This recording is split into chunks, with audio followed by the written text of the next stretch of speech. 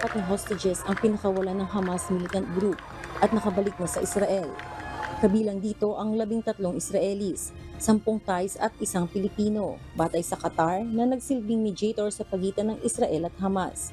Kabilang sa Israelis ang 4 na bata, edad 2 hanggang 9 at isang 85 taong gulang na babae. First batch ito ng pinakawalang hostages ng Hamas sa October 7 attack nito sa Israel.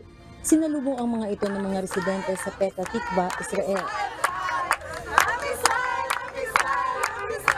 אני גרה פה קרוב ובאנו לתמוך בילדים ובמבוגרים שהגיעו ואנחנו מאוד מאוד מתרגשים, אפשר לראות על הקול שלי וגם המשפחה שלי פה ואנחנו ממש מאחלים שכולם יגיעו בשלום הביתה ועם ישראל חי ואנחנו מאחלים בריאות לכולם ושכל החטופים יחזרו הביתה במהרה. Samantala, nirelease na rin ng Israel sa West Bank ang ilang Palestinian detainees bilang bahagi ng kasunduan.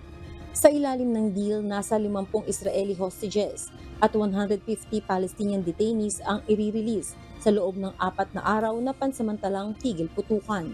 Early Briones, UNTV News and Rescue. Diyos ang aming sandigan, serbisyo publiko ang aming pinahahalagahan.